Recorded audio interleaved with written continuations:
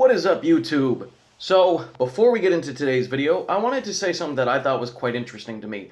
If you guys have been wondering why the last 50 videos have had really weird thumbnails, it's because I didn't know YouTube had a creator app. I just assumed on mobile I wasn't able to do thumbnails, so recently I found that out, and I went back and changed quite a bit of my thumbnails. So, on that app, it also allows me to look at my analyticals, which I haven't looked at in a while since I really haven't been using the laptop. I've been using my phone. So on the actual YouTube app, I can't do analyticals. So when I was on there, it told me that most of my views, 70% of my views, are non-subscribed people. And I have gained and lost so many subscribers over the years. I have roughly lost 105, and I'm at about 179 now, I believe. So one, I hate losing subscribers because I never try to hide the true point of my channel. My channel's all about progressing, and it doesn't matter if it's with these, or an actual skateboard. It's all about progressing with me. So always pushing forward, always learning new things. That's why I take up skill toys and things like that. So if you guys watch one of my videos, like the butterfly knife one, and you were a big fan of it, and that's why you saw me for the first time, drop a comment below and say, we want more balisong videos, and I'll do that. If you started watching me because of a yo-yo video, drop a comment. So let's now get into today's video. And real quick, hit the subscribe button, guys.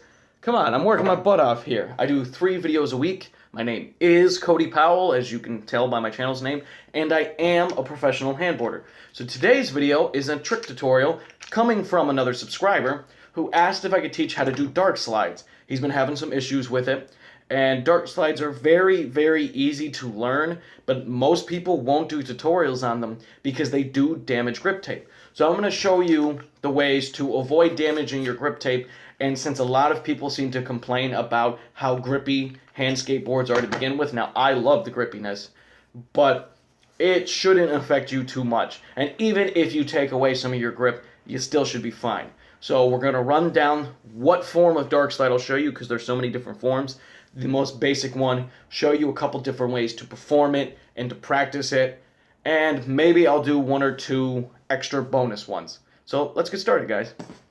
So it doesn't matter if your ledge is skinnier than the board or wider than the board, or if you're on a rail. I'm just going to assume most of you are on ledges because they're a lot easier to make. But it doesn't matter. They're all going to be performed the same way. Now, a good trick to know for the one I'm going to show you what form of Darkslide, probably a kickflip front board. So I would take a little bit of time and try to learn how to kickflip front board. That is probably the first flip trick you will probably learn into a slide or grind, but that will give you a good basis. Now, you don't need to learn that. You don't need to learn how to kickflip. And the other trick I recommend is learning how to pressure flip, because that will help too. Now, like I said, you don't need to learn any of these. You can go right into it, but it does help and will make it easier. So let's break down the steps of doing a Darkslide, the easiest one in my opinion. So step 1 to learning how to do this Darkslide is the kickflip front board, except you're going to be doing half a flip. So you just want this little tiny flick, not a full kickflip, just half a flip. You get the point. Now, it is easier to do it on the ledge because you're popping higher. So learn how to flip halfway on it. Sheesh. Can you tell I don't do Darkslides often? My God.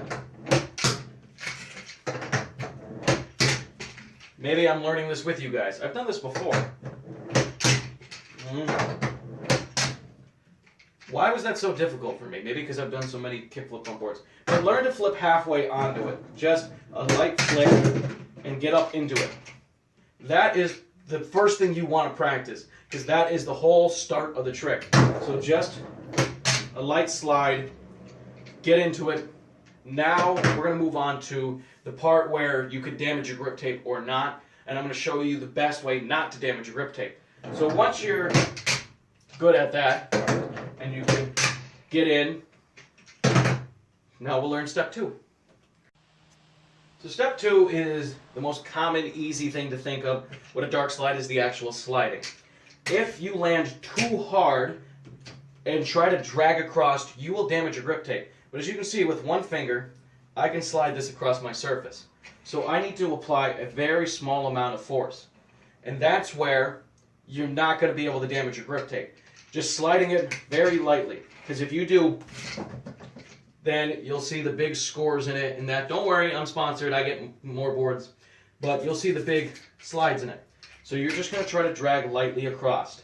You can do it quick, that doesn't matter. But you don't want to push hard. That's when you're going to start getting damage to your grip tape. So you learned how to flick in, and you learned how to slide. Now let's teach probably the 2 easiest ways to get out of this, depending on what obstacle you're using and how you feel like you want to get out of it. 2 basic ways to get out of it. You can slide to the edge of your obstacle to the point where now you're able to tip off and flick down with your front hand, just allowing it to fall off. That one you do probably going to end up having to pivot a little bit, or while you're sliding, start turning a little bit, and you're able to just let it fall off basically. So just slide to the end and push down on the side. Get to the end, push down on the side.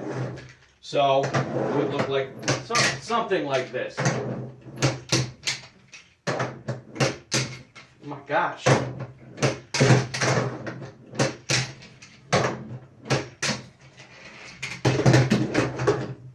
You know what?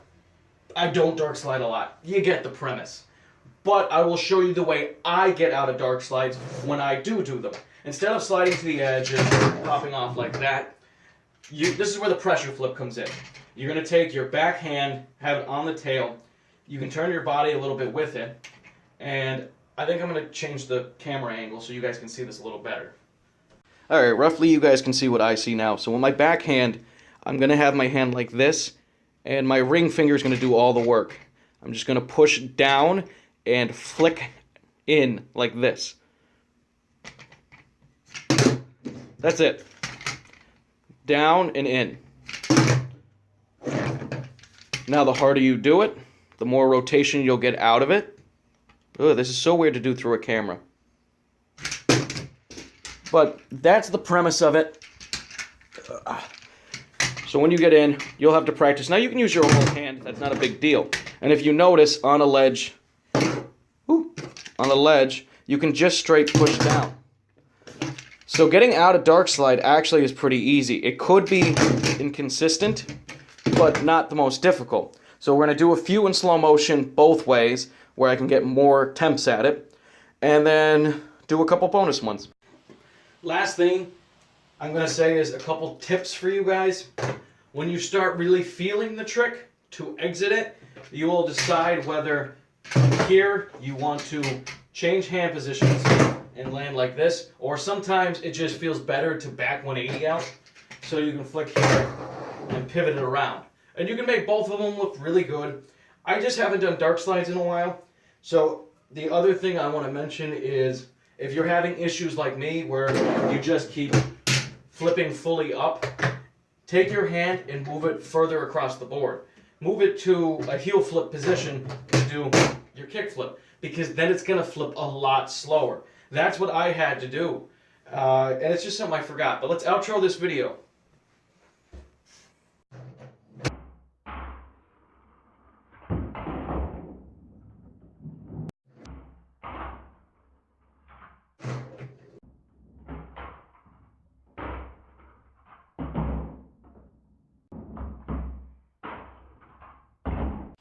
I swear, guys, I am a lot better at handboarding than that. I actually feel stupid that it took me that long to get into it.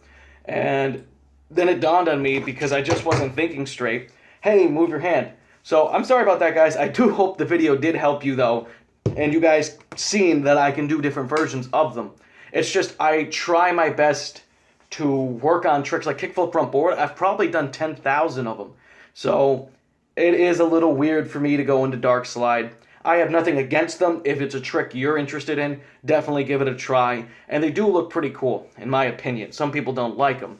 If you guys have any other trick suggestions, drop a comment below. And as always, guys, thank you for liking, commenting, and subscribing. If you're craving more handboarding, you can follow me over on Instagram. That's where a lot of my handboarding content is posted, because once winter goes away, this channel will most likely go back to skateboarding.